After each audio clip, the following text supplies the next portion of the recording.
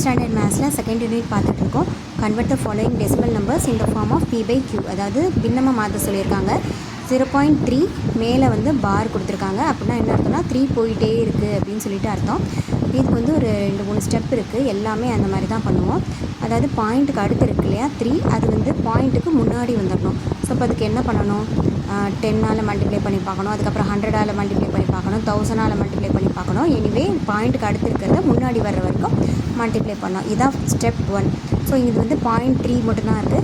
So வந்து இது 10ஆல் multiply பண்ணுறப்பே வந்துட்டு அந்த 3 முன்னாடி வந்துடுது. ஸோ 3.3333ன்னு போயிட்டுருக்கு. ஓகேவா?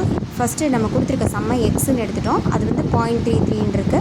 10x இப்போ 10ஆல் மல்டிப்ளை பண்ணுறப்போ 3.333ன்னு போயிட்டுருக்கு. ஸோ இப்போ இதுதான் 2 ஈக்குவேஷன். அப்படின்னா இந்த செகண்ட் ஈக்குவேஷன்லேருந்து first equation 10x minus x பண்ணுறோம். ஸோ லெஃப்ட் சைடில் வந்து நமக்கு 9x வந்துடும். இந்த சைடு வந்து பாயிண்ட்டுக்கு அடுத்து இருக்கிறது ஃபுல்லாக கேன்சல் ஆகிரும். ஸோ அதுக்காக தான் நம்ம இப்போ பண்ணுறோம். ஸோ ஈக்குவல் டு 3ன்னு வந்துடும். இதை வந்து பின்னமாக மாற்றியாச்சா? ஸோ அதே மாதிரி தான் அடுத்து. இப்போ பாயிண்ட்டுக்கு அப்புறம் 3 நம்பர் இருக்குது. ஸோ 1000ஆல் மல்டிப்ளை பண்ணுறப்போ எல்லாமே வந்து முன்னாடி வந்துடும். ஸோ 2124 பாயிண்ட் முன்னாடி வந்துடும். பட் இது அன்லிமிட்டடாக போயிட்டே தான் இருக்கும். ஓகேவா? அதே மாதிரி இதில் இருந்து ஃபஸ்ட்டு இந்த சம்மை வந்து நம்ம 1x அப்படின்னு சொல்லிட்டு எடுத்தாச்சு. ஸோ 1000ல் இருந்து ஒரு எக்ஸ் போச்சுன்னா 999x இஸ் ஈக்குவல் டு இதை வந்து மைனஸ் பண்ணுறப்போ 2 மட்டும் குறையும். இது பாயிண்ட்டுக்கு அடுத்து இருக்கிறது கேன்சல் ஆயிரும். ஸோ இதிலேருந்து பின்னம் கண்டுபிடிச்சாச்சு. அடுத்து இது வந்து 0.455க்கு மேலே மட்டும்தான் பார் கொடுத்துருக்காங்க. ஸோ நம்ம இது ஃபஸ்ட்டு என்ன பண்ணுறோம், ஃபஸ்ட்டு 10ஆல் மல்டிப்ளை பண்ணி பார்க்குறோம். 4.5555ன்னு வந்துட்டுருக்கு. பட் கம்ப்ளீட்டாக உள்ளே வரலை. ஸோ அடுத்து என்ன பண்ணுறோம், 100ஆல் மல்டிப்ளை பண்ணுறோம். ஸோ 45.5555ன்ட்டு வருது. ஸோ இப்போ என்ன பண்ணுறோன்னா இந்த 100xஐயும் 10xஐயும் தான் வந்து மைனஸ் பண்ண போகிறோம்.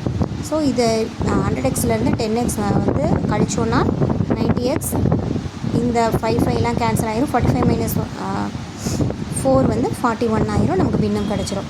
அடுத்து அதே மாதிரி இது வந்து பார்த்தாலே தெரியுது, 0க்கு அப்புறம் 3 பாயிண்ட் இருக்குது. ஸோ என்ன பண்ணுறோம், 1000xஆல் மல்டிப்ளை பண்ணுறோம். திரும்ப அகைன் என்ன பண்ணுறோன்னா இது வந்து நீங்கள் 100xஆல் கூட செஞ்சு பார்க்கலாம்.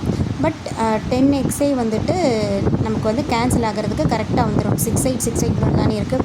ஸோ 10x போட்டிங்கன்னா 5.6868 அப்படின்னு சொல்லிட்டு வரும்.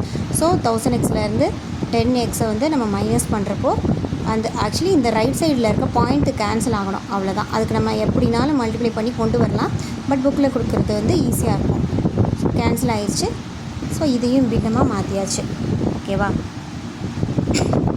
அடுத்து இப்போ வந்து ஆக்சுவல் டிவிஷன் பண்ணாமல் ஒரு பின்னம் வந்து டெர்மினேட்டிங்காக நான் டெர்மினேட்டிங்காக ரெக்கரிங்கா அப்படின்னு எப்படி கண்டுபிடிக்கிறது அப்படின்னு. டெர்மினேட்டிங்னா முடிஞ்சிடும், நான் டெர்மினேட்னா அன்லிமிட்டடாக போயிட்டே இருக்கும். இப்போ 13லேருந்து 64 டிவைட் பண்ணுறப்போ இது முடியுமா இல்லை போயிட்டே இருக்குமா அப்படின்னு கண்டுபிடிக்கிறதுக்கு என்ன பண்ணணும்னா, டினாமினேட்டரில் இருக்கு இல்லையா, அது வந்து 2ஓட பவராகவோ இல்லாட்டி 5ஓட பவராகவோ இல்லாட்டி 2 and 5ஓட பவராக ரெண்டுமே வந்து மல்டிப்ளை பண்ணுற மாதிரி ஒரு வேல்யூவாக வந்தால் அது வந்து டெர்மினேட்டிங், அது முடிஞ்சிடும்.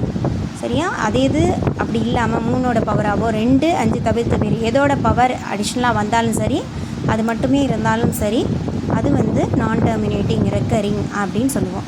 அதான் இங்கே கொடுத்துருக்காங்க.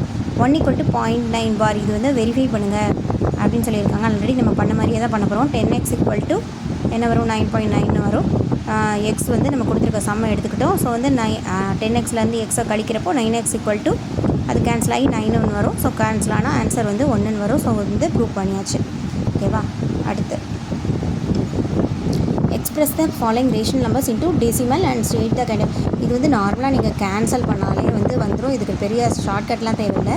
இதெல்லாம் வர்றதுக்கும் ரொம்ப சான்சஸ் கம்மி தான். அடுத்து வந்து find the length of the period. அப்படின்னா மேலே பார் போட்டிருப்பாங்கல்ல, இப்போ 9 போட்டு மேலே பார் போட்டிருப்பாங்கன்னா அது லென்த் ஆஃப் த பீரியட் 1. ஒரே ஒரு நம்பர் தான் வந்து பார் போட்டிருக்கு. ஸோ 1 அதுதான் வந்து லென்த் ஆஃப் த பார் அப்படின்னு சொல்லுவாங்க. அடுத்து 1/33 in recurring decimal form by using decimal number 1/11 வேல்யூவை வச்சு 1/33யோட வேல்யூவை கண்டுபிடிங்க அப்படின்னு சொல்கிறாங்க. அடுத்து 71/33 வந்து அதை வச்சு கண்டுபிடிங்க. டெசிமல் ஃபார்மில் 4 ஆன்சர் கொடுத்தாங்கன்னா அதிலேருந்து நம்ம கண்டுபிடிச்சி எழுதிடலாம். அடுத்து express following decimal expression into rational number. இதுதான் நம்ம பார்த்துட்டு இருந்தது. ஸோ நம்ம இது என்ன பண்ணுவோம், ஃபஸ்ட்டு வந்து 100xஆல் மல்டிப்ளை பண்ணுவோம். அடுத்து இது எக்ஸ்னு ஒன்று எடுத்திருப்போம். ஸோ 100xலேருந்து எக்ஸை மைனஸ் பண்ணும்போது 99x = இது கேன்சல் ஆகிட்டு ஒரு வேல்யூ வரும். ஸோ இதுதான் வந்து எல்லாமே இதே மாதிரி தான் நம்ம பண்ணுவோம். ஓகேவா? அடுத்து ஆக்சுவல் டிவிஷன் பண்ணாமல் இது வந்து நம்ம ஆல்ரெடி பார்த்தது 2ஓட மல்டிப்ளாவோ 5ஓட மல்டிப்ளாவோ இருந்தாலும் அது வந்து டெர்மினேட்டிங் அப்படின்னு சொல்லிட்டு பார்த்துருந்தோம். அடுத்து √3 இந்த மாதிரி வேல்யூஸ்லாம் இருக்குல்ல, இதுக்கு வந்து எப்படி டெசிமல் ஃபார்ம் வந்து கண்டுபிடிக்கிறது அப்படின்னு சொல்லிட்டு பார்க்கலாம். இப்போ √3யோட வேல்யூ கண்டுபிடிக்கணும். 3யை உள்ளே தூக்கி போட்டாச்சு. எதோட ஸ்கொயர் வந்து 3க்குள்ளே வரும்? 1 ஸ்கொயர் மட்டும் தான் வரும். ஸோ மேலே 1 கீழே 1 போட்டாச்சு. கழிச்சா 2, இங்கே 2 2ஆக தான் இறக்குவோம். ஓகேவா? இது 3ன்றனால 0 0 போட்டு 2 2ஆக இறக்குவோம். 200 வந்துருச்சு. மேலே 1 இருக்கா, 1 2ஆல் மல்டிப்ளை பண்ணால் 2 வரும். ஸோ மேலே இங்கே 1 இருக்குது, கீழே இங்கே 2 இருக்குது. இங்கே ஒரு நம்பர் வரணும். இந்த நம்பர் தான் இங்கேயும் வரும். ஸோ அந்த நம்பரை இப்போ ஃபார் எக்ஸாம்பிள் இங்கே 7 எடுத்தாச்சுல, 7 × 27 எடுத்தால் அந்த 200க்குள்ளே வரணும். இந்த ஒன்றுனா போட்டு பார்க்கணும். இங்கே 1 போட்டு இங்கே 1 போட்டு எவ்வளோ வருது, 2 போட்டு எவ்வளோ வருது அப்படின்னு சொல்லிட்டு பார்த்தீங்கன்னா 7 போடும்போது வந்துடுது. அடுத்து இப்போ 17 இருக்கா, 17 × 2 34. ஸோ 34க்கு அடுத்த நம்பர் 1 2 3 போடுறப்போ 3 வருது.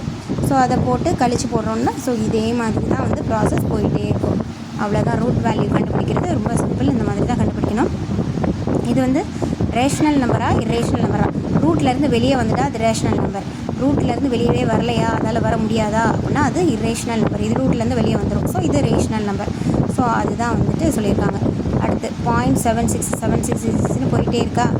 இது வந்து சின்ஸ் இட் இஸ் ஏ நான் terminating and recurring decimal expression, இது வந்து நான் டெர்மினேட்டிங்காகவும் இருக்கிறதுனால இது வந்து ஒரு ரேஷ்னல் நம்பர். இரேஷ்னல் கிடையாது, ரேஷ்னல் நம்பர். சரியா? அதே மாதிரி இது டிட்டோவாக போயிருக்கு. இது வந்து இரேஷ்னல் நம்பர். இது வந்து